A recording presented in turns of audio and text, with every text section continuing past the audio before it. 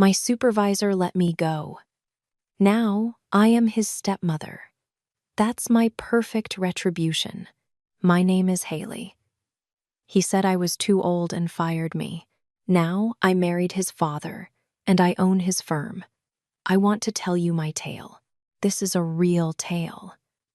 It is a narrative of grief. It's a narrative about optimism, and it's a story about victory in the end. I'm 45 years old. I live in the city. The city is quite active. There are a lot of cars. Lots of tall skyscrapers. Living in a little flat. I enjoy my flat. It is silent. It's clean. I own a cat. Her name's Luna. Luna is a good buddy of mine. She constantly hears me out. I worked really hard for 20 years. I worked for a huge apparel firm. The firm name was Starlight.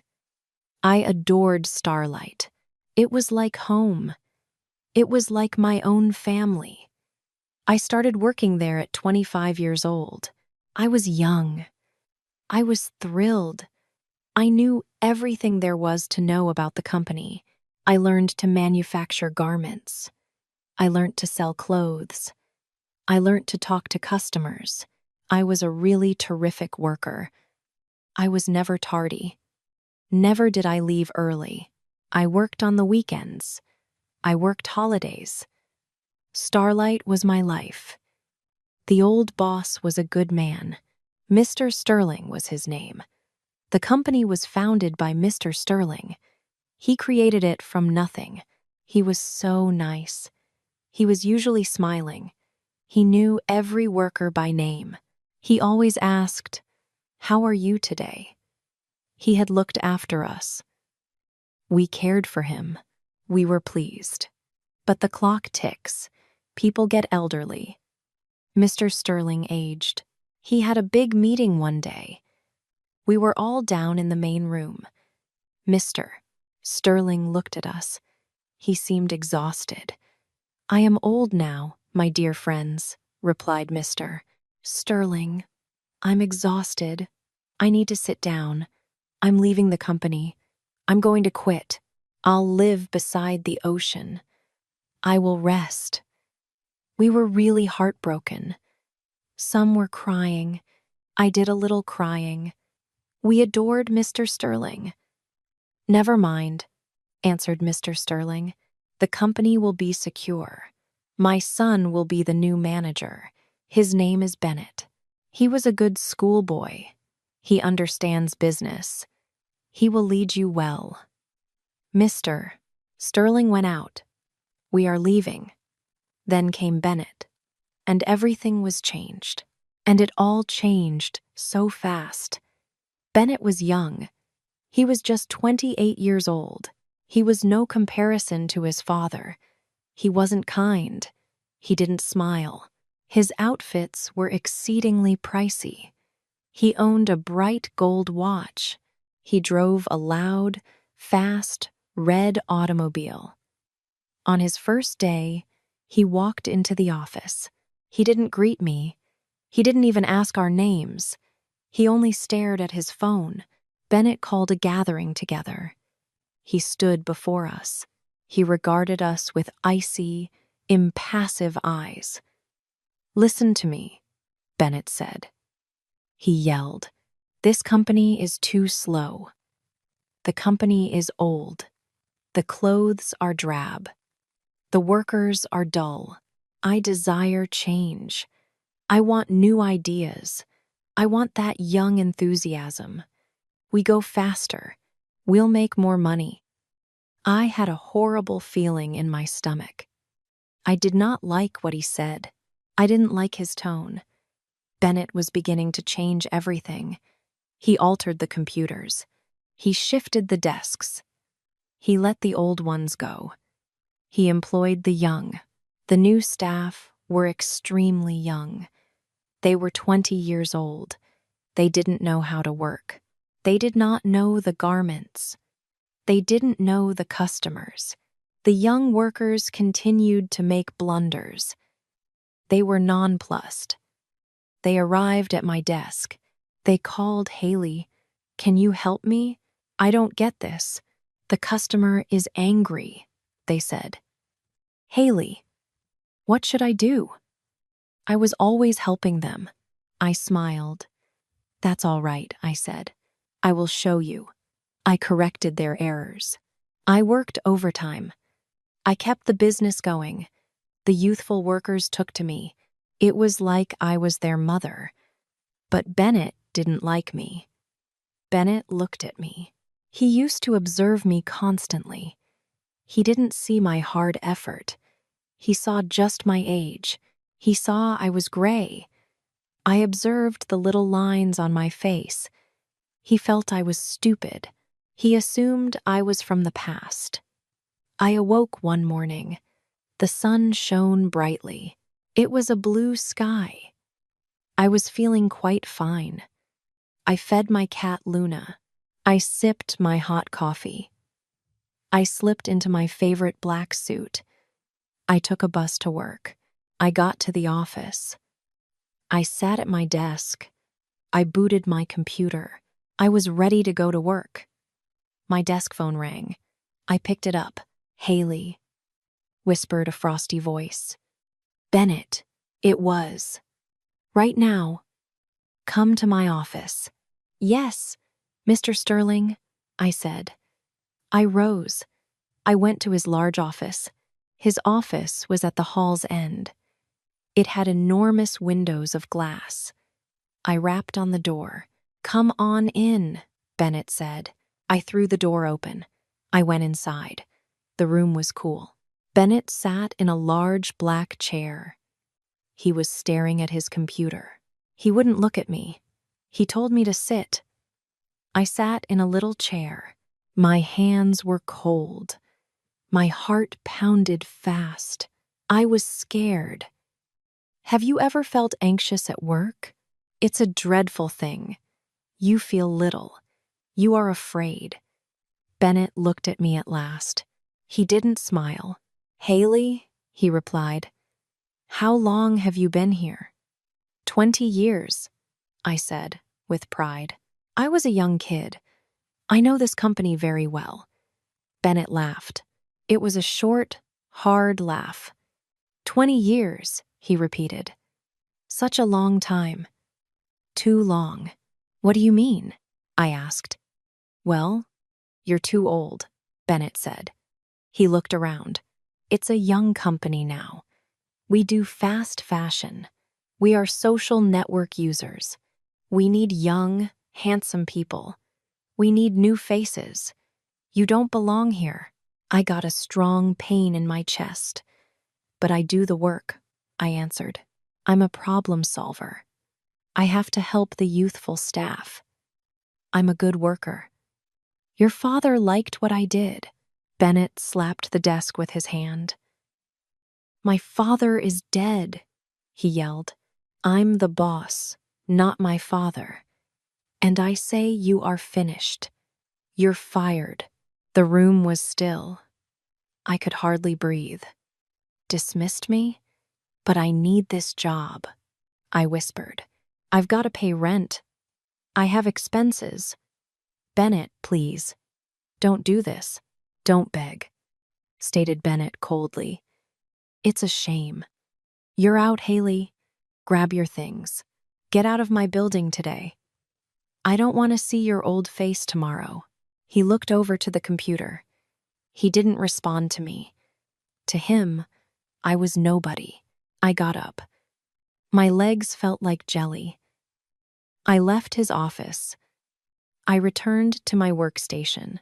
The young workmen gazed at me. They saw that I was depressed. A girl inquired, Haley, are you okay? No, I answered quietly. I'm fired. The girl took a breath. No, why? I'm too old, I said. I found a brown cardboard box. I started to put my items in. I placed my coffee mug in the box. I put my pens into the box. I took down my cat's image. I put it back in the package. Every piece was weighty. 20 years of my life in a little box. I went for the elevator. I grabbed the box. I left the building. I was out on the street, and people passed me by. They were quick. They had much to do. They didn't see me. I had become invisible. I felt like I was useless. I returned to my apartment. I set the package down on the floor. I was on my couch.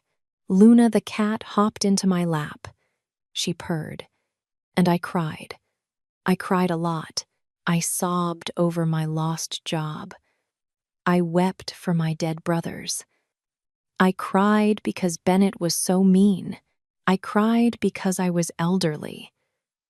Have you ever felt like you weren't good? Have you ever felt discarded? It's a terribly dark place. You can cry. Tears erase the anguish. Tears are normal. I wept myself to sleep. The following week was pretty awful. I didn't leave my apartment. I kept on the same clothing. I watched television, but the pictures didn't come on. My food was cold. I stared at the wall. What shall I do? I figured. Who is going to recruit a woman aged 45? Companies seek young girls. They don't want me. I was furious. I was mad at Bennett. He stole my life from me. He stole my delight. He was a pampered, privileged kid. He had never worked hard before. He didn't know life. One morning, I looked in the mirror. My eyes were bloodshot. My hair was a mess. I was a mess. Stop it, Haley, I said to myself out loud. Come on. You're better than that. You are clever. You are nice-hearted. Don't let that bad boy get ya. I stepped out. I needed some air. I had to see the sky. I put on my comfy clothes. I went to the big park in the city. The park was lovely. The trees were a vivid green. The blossoms were yellow and pink. Children played on the lawn. The sun was warm on my face. I bought a little bag of bread. I went to a little lake in the park. There were ducks on the lake. I sat down on a large wooden seat. I started throwing chunks of bread. The ducks swam up to me. They squealed. I grinned. My first smile in a week. Then suddenly a dog came running up to me. He was a huge dog, golden. He had a really pleasant expression. His tail wagged quickly. His damp nose touched my hand. He wanted the bread. I chuckled. Hey, pretty boy, I said. I offered him a piece of bread. He ate it quickly. Max. Max. No. Leave the nice lady alone. A deep voice roared. I looked up. A man was approaching me. He was an older man. He was a large man. He had gentle, lovely eyes. His hair was silver. He was in a plain brown coat and decent shoes. He smiled. A smile very warm. I'm so sorry, said the man. Max is hungry. He's got no etiquette. It's perfectly fine, I smiled. I love dogs. He's really sweet. The man was standing by the bench. Can I sit? He inquired. Yes, please, I said. The man sat down. Max the dog sat at his feet. The man said, My name is Arthur. His hand went out. My name's Haley, I said. I shook hands with him. His hand was warm, powerful. We sat watching the ducks. It was silent. It was okay. Then Arthur stared at me. You have a very nice smile, Haley, he observed, but your eyes are sad. Had a horrible day? I was taken aback. People in the city don't usually ask intimate inquiries. They don't care. But Arthur seemed to actually mean it. I drew a big breath. I said, I'm having a bad month. Would you like to discuss it? Asked Arthur gently. Sometimes it is easier to chat to a stranger. Strangers don't judge. I stared into his gentle eyes. I was safe, so I said it. I told him all. I told him of my 20 years of hard effort. I told him about Starlight Clothing. I informed him about the old employer, Mr. Sterling. I told him how Mr. Sterling took off. I told him about the new guy, Bennett. I talked to him about Bennett's cruelty. I said to him about the cold workplace. I told him the dreadful things that Bennett had said. He fired me, I answered quietly. I felt tears in my eyes. He said I was too old. He told me I was worth 0. He cast me away like rubbish. Arthur said nothing. He looked quite grave. His jaw was taut.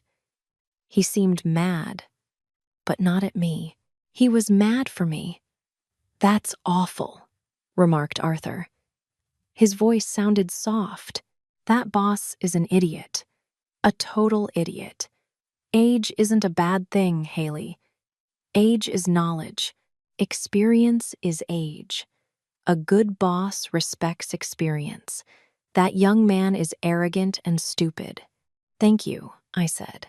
I wiped a tear from my face. You are too kind. Arthur smiled faintly. I am only honest. You are a brilliant, gorgeous woman. Any organization would be lucky to have you on their team. Don't allow him to get to you with his dumb words. We spoke for 2 hours. We talked about a lot of stuff. Arthur told me he's retired. He informed me his wife died 10 years ago. He was living with Max only. He enjoyed reading books. He enjoyed walks in the park. Arthur got up, it was time to leave. Haley, he added, I enjoyed our conversation. You coming back tomorrow? Can we meet here next time? My heart gave a flutter. Yes, I answered. I'll be here tomorrow. Same bench. I am looking forward to it. He grinned. He took Max and went. I saw him go. I felt less heavy. The black fog in my head was gone. The next day, I returned to the park. Arthur was present. He carried 2 mugs of steaming coffee. We had a coffee. We conversed. We laughed. The next day we met, and the day after. Soon we were meeting every day. That bench in the park was our place. We discussed dreams. We spoke of our childhood. We told funny stories. He was a great guy, Arthur. He was courteous. He was clever. He always made me feel like I was special. He made me feel young. He made me feel lovely. One day, Arthur took me to a museum. We saw nice pictures. One day, we visited the zoo. We laughed at the apes. Another night, we cooked dinner at my place. Arthur liked my cooking. Luna the cat liked Arthur as well. She sat on his knee. Luna is very clever, I said. She knows good men. Time went by. It was summertime. It was warm weather, and my heart was warm too. I wasn't sad anymore. I didn't think about Bennett. I never thought of my prior job. All I wanted was Arthur. I found myself in love. I was a 5-year-old lady feeling like a teenager. Love is a beautiful thing. It transforms the whole world. It illuminates the darkest areas. One Friday night, Arthur ordered me to put on a lovely dress. He said he had a surprise for me. I had a dark crimson dress on. I brushed my hair. I sprayed some wonderful perfume. Arthur came and got me in a cab. He took me to an expensive restaurant. This was the most magnificent restaurant I had ever seen. Crystal lights hung from the ceiling. Soft piano music was playing. All the tables were lit with white candles. We sat at a table in the corner. The cuisine was excellent. We sipped seltzer water. Arthur was quite smartly dressed in a dark suit. He seemed nervous. When dinner was over, Arthur leaned across the table. He clasped my hands. His hands trembled slightly. "Haley," murmured Arthur quietly. He glanced into my eyes. "Yes, Arthur?" I inquired. My heart began to beat really fast. "My life was very quiet, you know," he remarked. "It was very lonely. It was me and Max for 10 years. I felt I was a goner. I assumed I was just waiting to be old. Then I spotted you in the park. You were feeding the ducks bread. You looked sad, but you looked so nice. When you smiled at my dog, my heart woke up. I smiled, and a tear dropped from my eye. A tear of joy. You've put the joy back into my life, Haley," Arthur went on. "You are powerful. You are truthful. You're beautiful. I don't want to spend a day without you. I love you." Arthur reached into his pocket. He produced a little black velvet box. He unlocked it. There was a nice diamond ring within. It gleamed in the candlelight. "Haley," he pleaded, "will you marry me?" I put my hands over my lips. I was so surprised. I was very glad. For the moment, I was tongue-tied. "Yes," I muttered back. "Yes, Arthur. I shall marry you. I love you too." Arthur beamed a big grin. He slipped the ring on my finger. It fit right in. He stood and kissed my cheek. The people at the restaurant applauded. It was a great evening. We left the restaurant and went for a walk. We wandered close to the water. The moon was large and glowing over the sky. The water was like silver. We strolled leisurely. We held hands. I thought I was the luckiest lady in the world. "Haley," said Arthur. His voice got a little serious. "I have to tell you something. I have a secret. I didn't tell you the whole story about me." I ceased walking. I stared at him. I was a little bit nervous. "Arthur, what is it? You sick?" "No, no," he said in a hurry. "I am extremely well. That's not it. It's about money. It's about jobs." "Money?" I said. "Arthur, I don't care if you have no money. I can get a job. I can show you my little place. Love is more essential than money." Arthur smiled warmly and put his hand on my face. "You have a good heart, Haley. I love you for that. You love me for me, not for my money." "Your money?" I didn't get it. "Haley," Arthur began slowly, "I am not some impoverished, retired man. I am a man of great means. I have a lot of buildings. I've got big business." I was surprised. "Rich, you?" "Yes," he said. "Very rich. But I wear plain clothes. I like the basic existence. At first, I didn't want you to know. I wanted to make sure you liked me. Arthur only. I like just Arthur, of course," I said. "But why are you so serious?" "There's more," said Arthur. He peered up the river. Then he stared at me. "Remember the day we first met? You were telling me about the company that fired you. You told me about Starlight Clothing." "Yes," I said, frowning. I didn't like to recall that name. "Haley," Arthur whispered softly. "My last name is Sterling. I'm Arthur Sterling." I was perfectly still. My brain just went blank. "Sterling, Mr. Sterling."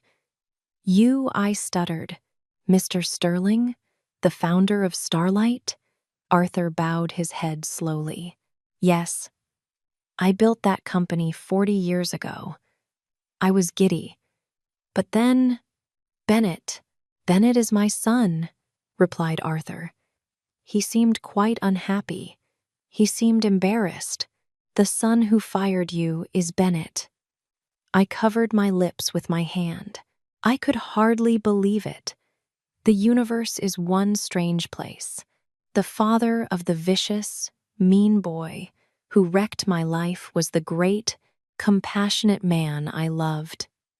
I am very sorry, Haley, murmured Arthur. He held my hands. At first, I didn't realize it was you. When I encountered you in the park, I simply knew a boss dismissed you. Later, as we continued to converse, parts began to fit. I discovered the harsh employer was my own son. I realized who the amazing woman he tossed aside was. You. Why didn't you say anything? I inquired. I wasn't angry, just surprised. I was ashamed, Arthur admitted. I was ashamed of my son. I gave him the company. I wanted him to be a leader. I wanted him to be a nice man, but power had made him evil. He grew arrogant. He only worries about money and young girls. He had forgotten to be kind. He forgot about fidelity. I was furious when I found out what he did to you. I'm still angry. Arthur, I whispered. I was afraid to tell you, he continued. I was afraid you were going to leave. I was afraid you would hate me, because I am his father. I stared into Arthur's sorrowful, compassionate eyes. I grasped his hands. Arthur, I said, you are no Bennett. You are a good guy. You are the best man I know. I don't hate you. I love you. It's not your fault your son did this. Arthur heaved a great sigh of relief. He drew me close. Thank you, Haley. Thank you. So, I responded, leaning back. I gave a tiny, mischievous smile. If I marry you, I'll be Bennett's stepmom. Arthur chuckled. It was a joyous, noisy chuckle. Yeah, yes, you will. And I think it's just what that kid needs. A good stepmother. We began arranging our wedding. We had a little wedding. We didn't want a large party. We merely wanted our closest friends. For the ceremony, we picked a gorgeous garden. There were big trees and plenty of white roses. I bought a plain white dress. Beautiful. It wasn't extravagant, but it was wonderful. I was like a queen in it. Arthur asked his old acquaintances. I invited my friends over. I even asked a few of the young workers from Starlight. They were very excited for me. But there was one person absent. Bennett. Did you invite Bennett, Arthur? I said one evening. Arthur shook his head. No. I talked to him. I told him I was getting married. I didn't give him your name. I informed him he wasn't invited. I told him I was quite disappointed in him. We had a tremendous blow-up. He is not welcome on our pleasant day. Understood. That was an improvement. I didn't want Bennett's bad aura at my wedding. The day of the wedding came. It was just beautiful. The sun was hot. The birds sang. The music was wonderful and quiet. I went down the beautiful grass. I had a bouquet of red and white flowers in my hand. And lastly, Arthur arrived. He seemed very delighted. His eyes were wet with crying. We clasped each other's hands. We made our pledges. We vowed to love each other. We vowed to look out for each other in the good times and the bad. I now pronounce you husband and wife, said the officer. Arthur kissed me. Everyone clapped and cheered. There was Luna the cat in a cute tiny basket, too. She purred with pleasure. We had a nice lunch. We sliced a large white cake. We danced beneath the woods. That's the best day of my life. I was no longer the sad, lonely woman in the tiny apartment. My name was Haley Sterling. I was loved. We woke up in Arthur's enormous house the next morning. This was my new home. There were big windows and a gorgeous garden. Arthur gave me my coffee in bed. He also had a big brown envelope. He grinned. "Good morning, my beautiful wife. I have a wedding present for you." "Another gift?" I said. "Arthur, you've already given me a new life. I want nothing more." "Open it," he said. He sat down on the bed. I opened the brown envelope. I got out a stack of heavy papers. They were legal documents.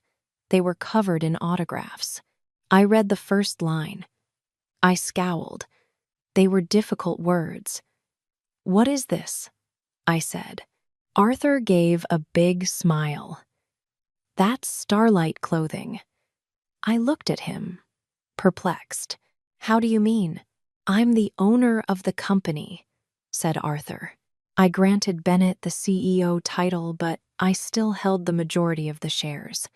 I still possessed the real power.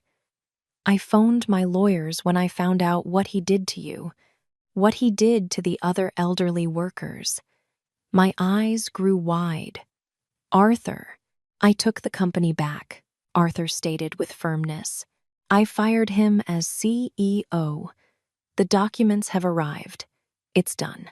"You fired your own son?" I asked. "Yeah." Arthur nodded. "He's had to have a hard lesson. He's got to start at the bottom. He has to learn what real work is." Arthur waved at the papers I was holding. "But that is not all," he added. "I don't want to run the company. I'm retiring. I want to be with you and Max in my days. So I changed the ownership." "To whom?" I asked, but my heart was guessing already. "To you, Haley," murmured Arthur. "You now own Starlight Clothing. You're the best person to know the company. It was 20 years in the making. You know the outfits. You know the people. You have a real leader's heart. It's yours. You're the boss." I glanced at the paper. It was addressed to me, Haley Sterling, owner and CEO. Tears came to my eyes, but these were tears of power, triumphant tears. "You sure?" I asked. "I've never been more sure in my life." Arthur kissed me on the forehead. "Fix our company, darling. Teach them how to do it." Monday came the next day. I did not awake slowly. I woke with a burning in my heart. I took a shower. My hair dried great. I went to my closet. I got my sharpest, finest, strongest business suit. It was a deep navy color. I wore classy black high heels. I applied crimson lipstick. I eyed myself up and down. I looked strong. I looked like a boss. Arthur took me into town. He kissed my hand. He grinned. "Have a good day at the office, sweetheart." I got out of the automobile. I stood at the huge glass skyscraper of Starlight Clothing. I took a long breath in. I walked through the automatic folding doors. The foyer was a bright, lively room. Tom, the security guard, sat at the desk. He saw me. His eyeballs bugged out. He was really nervous looking. "Haley," Tom said. "Haley, what are you doing here?" Mr. Bennett said. "You can't be in the building. He's going to be mad." I nodded cordially at Tom. "Morning, Tom. How is your They are good. But Haley, for God's sake, I don't want to be unemployed." You must go. Don't worry, Tom, I whispered quietly. You will not be out of your jobs. In fact, you're getting a raise. Tom looked puzzled. I didn't wait. I passed by him. I made for the special executive elevator. This elevator is for the boss alone. So I hit the button. The doors opened. I went inside. I walked up to the top floor, the executive level. The doors of the elevator opened.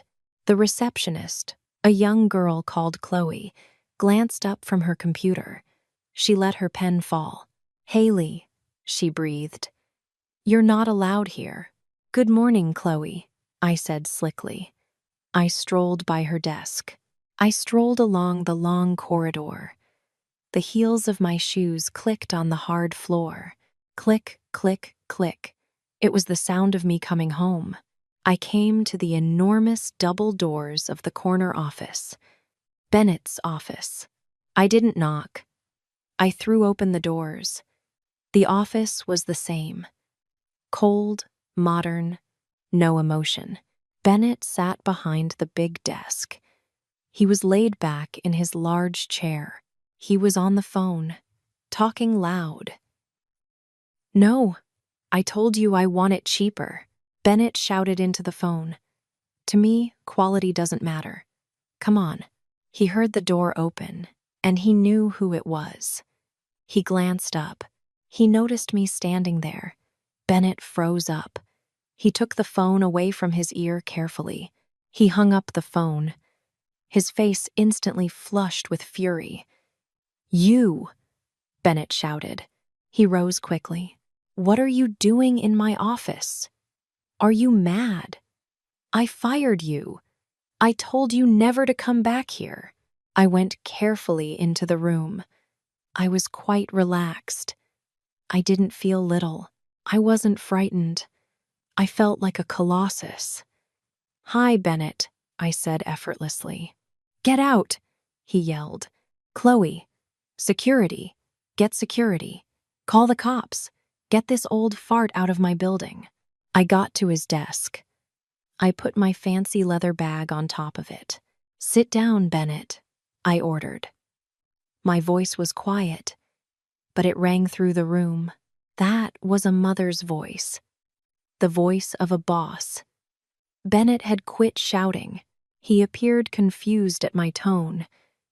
Yet he still stood there. He hissed, You have no right to tell me what to do. I'm the CEO. I own this joint. You are nothing. I put my hand into my bag. I got out the big law books. I slapped them down on his desk with a thud. Read them, I said. Bennett examined the documents. Then he glanced at me, and he laughed. What's this? You are suing me? My lawyers will murder you. Read the first page, Bennett, I suggested to him. I folded my arms. Bennett tore the papers off the desk. He began to read. I stared at his face. It is the most satisfying moment in my life. First, his eyes narrowed. His eyes grew large. The red left his face. He went white as a sheet. His hands began to shake. The papers trembled in his palms. No, Bennett breathed. Not at all. This is a joke. This is a fake. It's pretty damn real, I answered calmly. Your father signed them yesterday.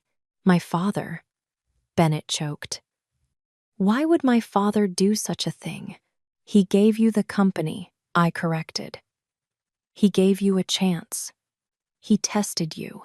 And you lost, Bennett. You did terribly. You were hard on the workers. You have destroyed product quality. And you sacked loyal people based upon your own bias. Bennett let the papers fall. He sank back in his chair. He was like a deflated balloon. You. He shook his finger at me. How did you get him to do this? How do you know my dad in the first place? I grinned. I raised my left hand. I showed him my gorgeous diamond ring. I told him we'd met in the park. We fell in love. We got married yesterday. It was a lovely wedding. Missed you.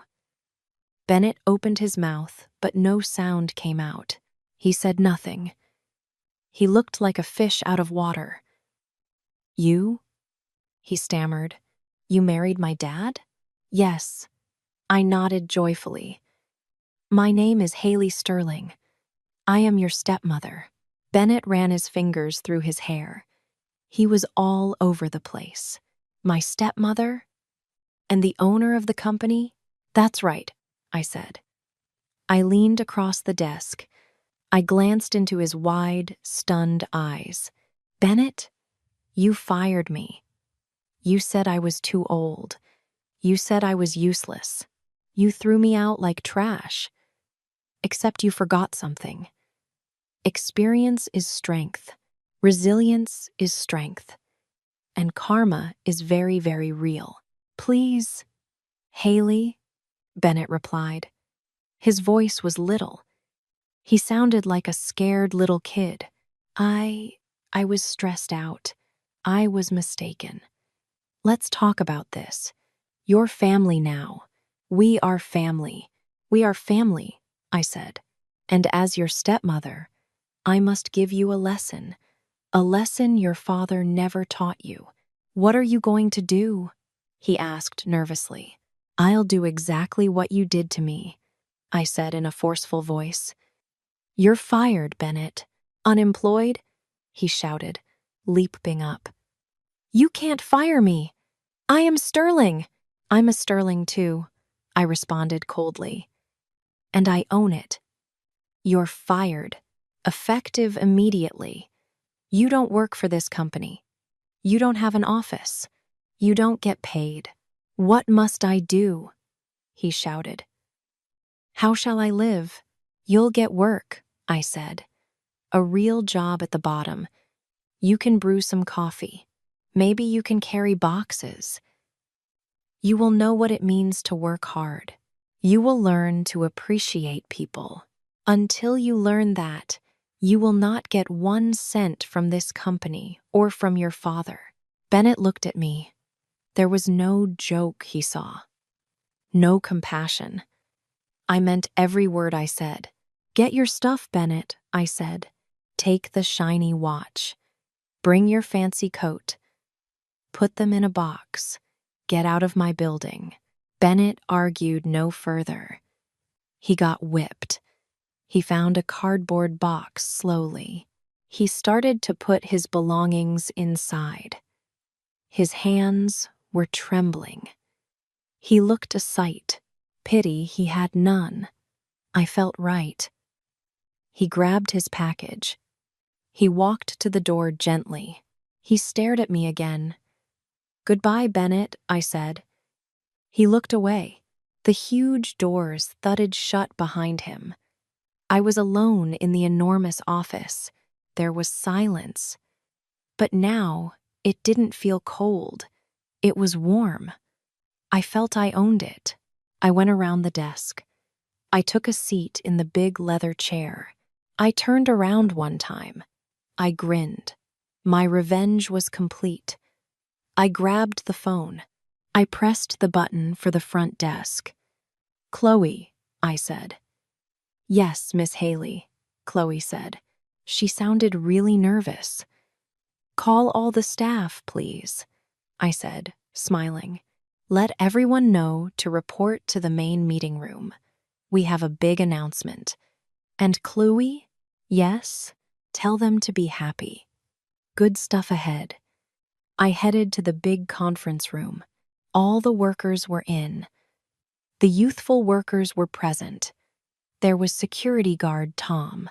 There were several of the elderly workers who Bennett fired also. I've contacted them this morning and told them to come. I stepped into the room and everyone got quiet. They gazed at me in my forte. They saw the trust in me. I was at the front. I gazed at the face of each one. I said, Good morning, all of you. "Good morning, Haley," they said softly. "Now, you might know there were some adjustments today." I gave a smile. Starlight Clothing has a new CEO. It's not Bennett Sterling. A loud gasp across the room. And then, nothing. I declared, "I'm the new owner, and I am your new CEO." The room blew up. The crowd roared. They clapped their hands noisily. The youthful workers leaped up and down. The older workers sobbed tears of joy. Tom, the security guy, offered a nod of approval. I raised my hands to quiet them. "Listen to me," I said. "This company was founded on respect. Its foundation was quality. We got a little lost. We forgot what mattered. We felt only the swift and youthful were good. That is not true." I looked at a young laborer. "Your new ideas matter." I glanced at an elderly worker. "It's your profound experience that counts." "We need both," I said. "We are family. We will cooperate. We will be nice to one another. We will again turn out wonderful clothing. And we shall treat everyone in this building with dignity." Again, the room erupted into applause. It was a pleasant sound. "Right," I said, clapping my hands together. "Let's get to work." That was 5 years back. Starlight Clothing is more successful than ever today. We make great outfits. Our consumers are quite delighted. Our workers are very happy.